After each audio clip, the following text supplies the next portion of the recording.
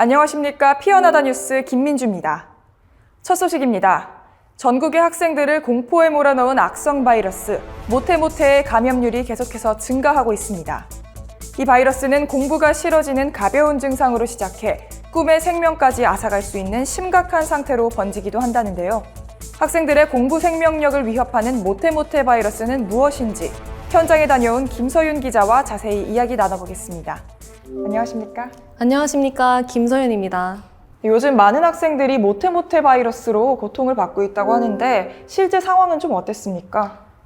실로 참혹한 현장이 아닐 수 없었습니다. 감염자와 가족들은 이 악성 바이러스로 인해 이미 지칠 대로 지친 모습이었습니다. 학생들의 공부 생명력을 궁지로 몰아넣는다는 그 유명세를 피부로 느낀 순간이었습니다. 어떤 상황인지 직접 확인해 보시죠.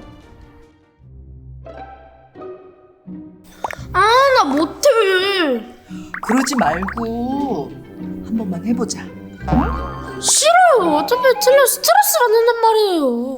틀려도 괜찮으니까 딱 한 문제만 풀어보자. 빨리. 못하겠어요. 보시는 바와 같이 모태모태병에 걸린 학생들은 특정 교과목에 대해 심각한 거부 반응을 보이며 상황을 극복하려는 노력 대신에 모태라는 말만 반복하는 것이 특징입니다. 네. 이 병은 특정 교과목에 대한 스트레스로 발병한 이후 해당 과목을 스리슬쩍 피하다가 급기야는 공부 자체를 포기하게 만든다고 합니다. 피해자 인터뷰 이어서 보시죠. 큰일이에요. 우리 아이가 특정 과목에서 점수가 나오지 않아서 같이 크게 실망한 적이 한 번 있었거든요. 그 후로 더 이상 그 과목은 공부를 하려고 하질 않아요. 너무 스트레스 받아요. 그 과목 공부할 시간에 다른 과목 공부하는 게 더 나을 것 같아요. 네, 피해자들의 인터뷰를 보니까 그 심각성이 전해집니다. 네, 맞습니다. 모태모태병이 걸린 후에 제때 치료를 하지 못하면 성인이 되어서도 공부 여백이 생기는 후유증이 발생할 수 있기 때문에 빠른 치료가 중요합니다. 네, 그렇군요. 근데 제가 듣기로는 김서윤 기자도 이 모태모태병을 앓았던 경험이 있다고 들었는데요. 네, 맞습니다. 제가 중학교 때 수학모태병에 걸린 경험이 있었는데요. 한번 개념을 놓치니까 다른 친구들과 실력 차이가 계속 벌어져서 수학을 따라잡느라 힘든 경험이 있습니다. 네, 그렇지만 현재는 성균관대학교 대학원에서 인공지능 융합을 전공을 하고 계신데요. 그간 사실 수학모태병으로 인해서 어려움도 좀 많았을 것 같아요. 앞서 모태모태병 말씀드릴 때 후유증에 관한 얘기가 사실은 제 이야기인데요. 네, 이제 대학원에 진학을 한 후에 통계나 선형대수학 등 수학적 기초 지식이 많이 필요한 분야가 있는데 그때 이과 학생들을 따라가느라 고생을 많이 했습니다. 네, 이게 완치가 굉장히 힘든 병이라고 알고 있는데 정말 엄청난 노력으로 이겨내신 게 아닌가 싶네요. 네, 맞습니다. 제가 인문계열 출신이어서 수학을 나중에 다시 쓰게 될 줄 몰랐거든요. 네. 그래서 약간 방심한 부분도 있는 것 같습니다. 결국 돌고 돌아서 제 짝을 만났다는 생각도 들기도 하는데요. 성인이 되어서 원하는 일을 선택할 때 기본 교과가 탄탄히 잡혀있지 않으면 선택지의 폭이 좁아질 수도 있다는 점 피어나다 시청자 여러분께 꼭 알려주고 싶습니다. 네, 오늘 이렇게 진심 어린 조언 고맙습니다. 수고하셨습니다. 감사합니다. 날이 갈수록 모태모태병이 기승을 부리는 가운데 공부 편식을 잡고 행복한 공부를 시작했다는 이가 있어 화제입니다. 어떤 인물인지 오현경 기자가 만나봤습니다. 저는 지금 행복한 공부를 위한 학생들의 연합 공부가 행복하당의 이민규 대표 집무실 앞에 나와 있는데요. 보시는 것처럼 균형 잡힌 공부 식단으로 건강한 공부하기, 공부 편식하다 체한다 등 곳곳에 붙어있는 문구들이 인상적인데요. 이 대표가 말하는 행복한 공부의 비결은 무엇인지 직접 만나 이야기해 보도록 하겠습니다.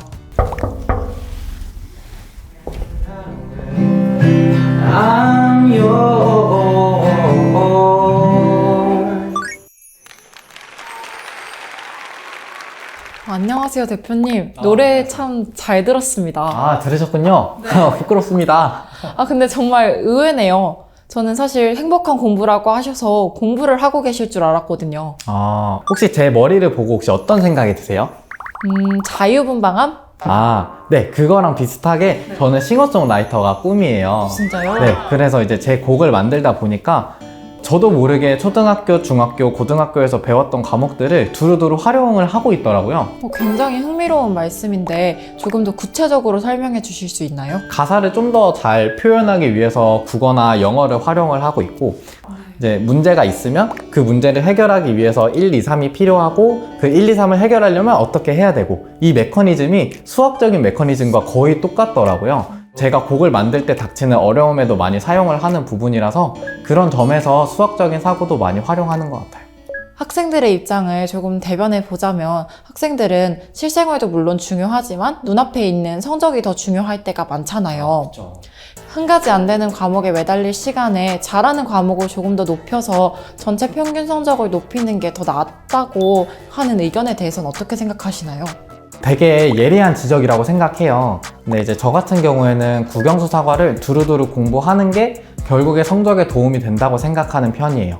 이제 예를 들어서 수학이나 영어를 아무리 잘 하더라도 국어로 이루어져 있는 그 문제 자체를 이해를 하지 못하게 되면 결국 그 실력이 소용이 없게 돼버리는 경우가 되게 많더라고요. 수학 같은 경우만 보더라도 고득점 문제, 그러니까 어려운 문제 같은 경우에 문제를 이해하냐 안 하냐에 따라서 승패가 좌우되는 경우도 되게 많거든요. 그런데 학생들의 입장에선 뭐 누구나 뭐 공부를 잘하고 싶어 하죠. 근데 이게 쉬운 일이 아니잖아요.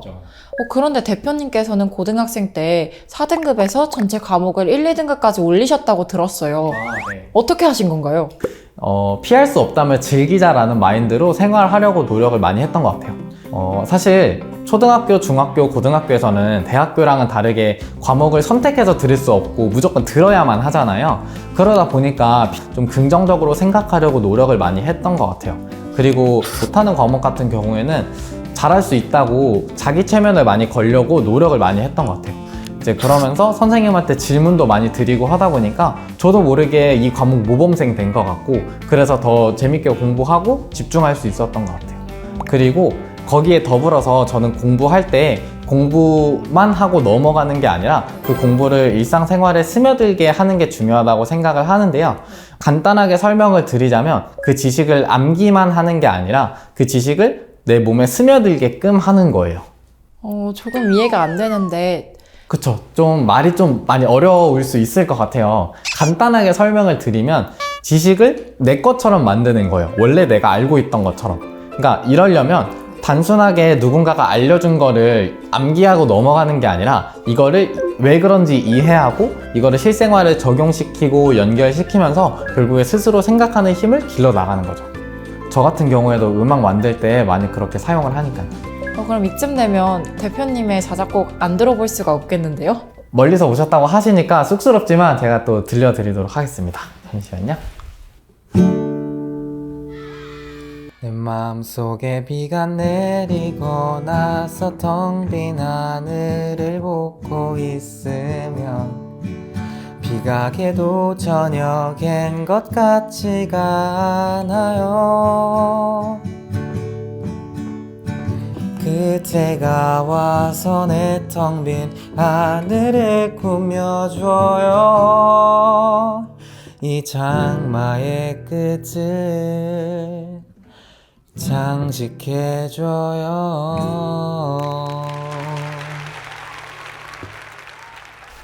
그럼 이제 마지막 질문을 좀 드려보겠습니다. 대표님이 생각하시는 행복한 공부의 핵심은 무엇이라고 생각하시나요? 이 질문 뭔가 하실 것 같아서 제가 미리 5글자로 미리 준비를 해봤는데요. 네, 말씀드리기에 앞서서 기자님은 혹시 5글자를 표현하면 어떻게 표현하고 싶으세요? 저는 일상 스며듦? 좋은 접근이지만 제가 생각한 거랑은 좀 다릅니다. 제가 생각한 건 융합적 사고입니다. 융합적 사고요? 그 다양한 지식을 골고루 알아두면 좋다는 말씀이신가요? 비슷하긴 한데 사실 조금 달라요. 다양한 지식을 가지고 다양한 관점을 가지게 되면 사실 세상을 더 넓은 눈으로 바라보게 되고 그에 따라서 행복한 공부를 할 수 있게 된다는 게 제 생각인데요. 제가 만약에 수학만 열심히 해서 국어 공부를 게을리 했다면 문학작품을 보고 눈물을 흘리는 일도 없었을 거고, 그렇다고 해서 제가 국어에만 너무 몰두해서 영어를 소홀히 했다면 제가 외국인과 대화를 나누는 기쁨을 누리지 못했겠죠. 이런 것처럼 세상에 저희가 놓치는 아름다운 부분이 있다면 아깝지 않을까요? 정말 인상 깊은 이야기인 것 같아요. 진솔한 답변 정말 감사드립니다. 아유, 아닙니다. 감사합니다. 지금까지 행복한 공부를 꿈꾸는 현장에서 오연경이었습니다. 긴급 속보입니다. 모태모태병의 백신이 빠르게 개발돼 이르면 내일부터 보급이 가능할 것 같다고 합니다. 연구진에 의하면 백신 개발에 결정적인 단서를 찾은 이후 빠른 속도로 연구가 진행됐다고 하는데요. 놀랍게도 행복하당의 이 대표가 주장한 행복한 공부의 핵심과 같았다고 합니다. 바로 융합적 사고인데요. 백신의 주 원료가 될 융합적 사고는 물음표, 행동하기, 느낌표 등의 원자로 구성됐으며 다양한 세포들을 수차례 조합해 얻은 새로운 물질이라고 합니다. 모태모태병의 기세가 꺾일 수 있을지 온 국민의 관심이 집중되고 있는데요. 특별히 이 시간에는 백신의 주 원료인 융합적 사고에 대해 전문가를 모시고 이야기 나눠볼까 합니다. 반갑습니다, 교수님. 반갑습니다. 박은일입니다. 네, 이 베일에 쌓여있는 신물질, 융합적 사고, 이게 대체 어떤 건가요?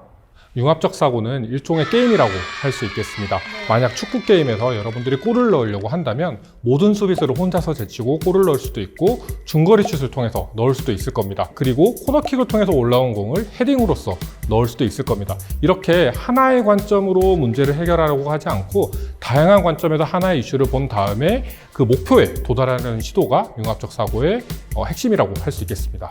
네, 마치 축구 선수가 골을 넣기 위해서 이 여러 가지로 생각을 하는 것처럼 하나의 주제를 해결하기 위해서 여러 시선으로 바라본다. 이게 융합적 사고가 맞습니까?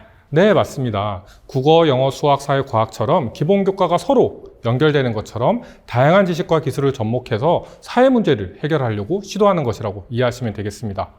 네, 사회 문제를 푼다 이렇게 말씀 주셨는데 말씀하신 것처럼 그럼 일상에서 융합적 사고를 좀 적용한 예시가 있을까요? 제가 피어나다 시청자분들한테 한 가지 문제를 내보겠습니다. 만약 학교에서 여름철 무더위에 에어컨을 하루 종일 틀어놓는다고 생각해 봅시다.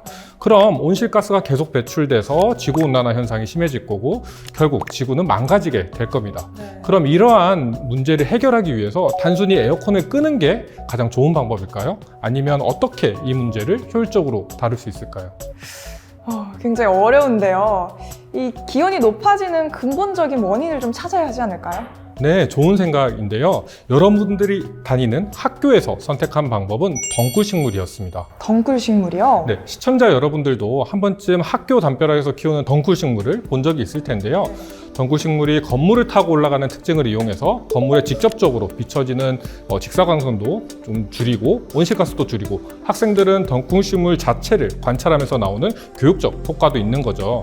즉, 덩굴식물의 생태학적 특징을 활용하고 교육학적 관점에서 덩굴식물의 사계절을 쉽게 볼 수 있고 기후 관점에서도 온실가스 감축에 결과적으로 도움이 되는 형태의 답을 제시한 것입니다. 즉, 여러 다른 학문의 관점에서 문제 해결을 시도하려는 것이 융합적 사고의 핵심이라고 할 수 있겠습니다.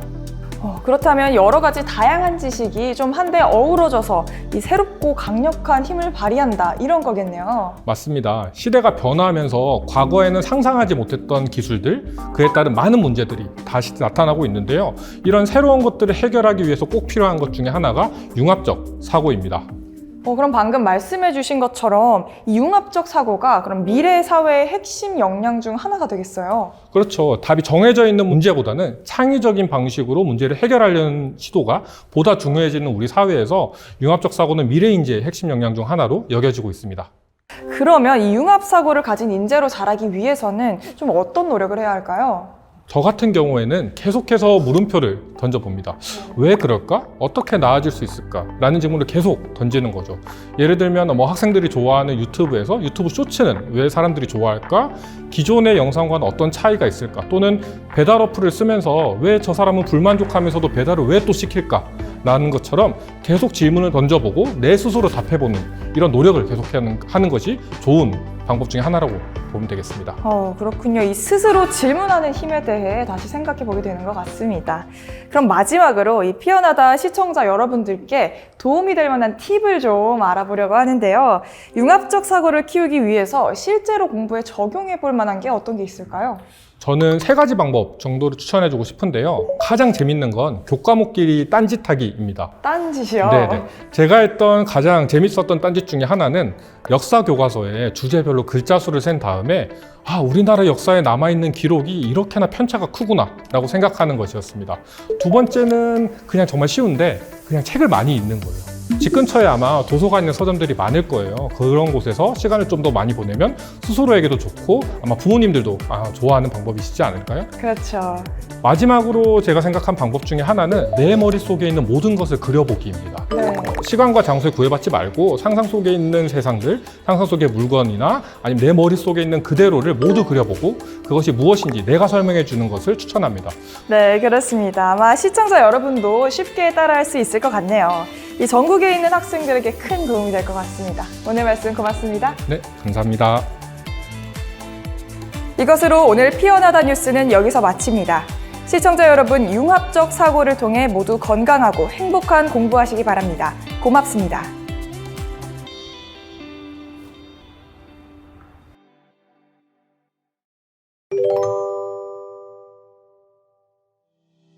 피어나다 학부모님들 안녕하세요. 저는 성균관대학교에서 학생들을 가르치고 있는 박은일입니다.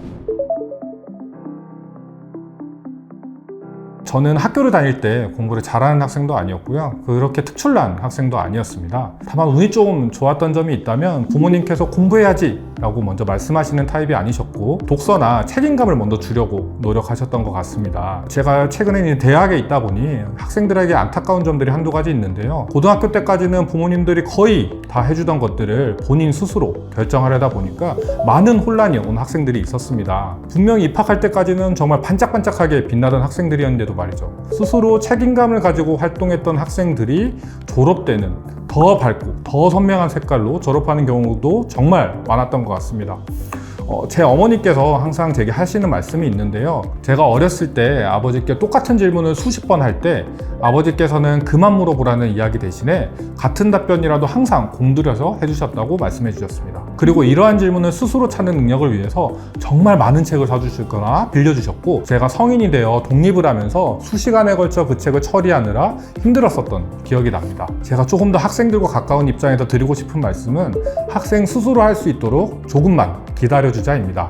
앞으로는 답이 정해져 있는 문제를 푸는 것보다는 누가 더 창의적으로 문제에 접근해서 해결할 수 있을까가 중요해질 것이라고 생각하고 있습니다. 물론 시험에서 점수를 못 받으면 매우 마음이 아프시겠지만 왜 이 점수를 받았는지 질책하거나 물어보기보다는 왜 그러한 생각을 했는지 그러한 방법으로 접근을 했는지가 보다 중요해지고 있습니다. 여러분의 자녀는 오히려 답이 없는 문제에서 조금 더 능력을 발휘하겠구나라고 생각하시고 조금 더 기다려 주실 수 있지 않을까요? 마지막으로 융합적 사고에는 왕도가 없다고 생각합니다. 누구나 할 수 있지만 정답이 없는 길이라고 생각합니다. 학생들마다 이러한 창의적이고 융합적인 사고력을 키울 수 있는 방법이 다 다를 것이고 그 분야 역시 다 다를 것이라고 생각합니다. 우리가 할 수 있는 것들은 자녀들을 위해서 가능하시면 한 발자국 뒤에서 환경을 제공해 주는 것이지 않을까요? 학부모님들의 기다림을 통해 피어날 공부 생명력을 응원합니다.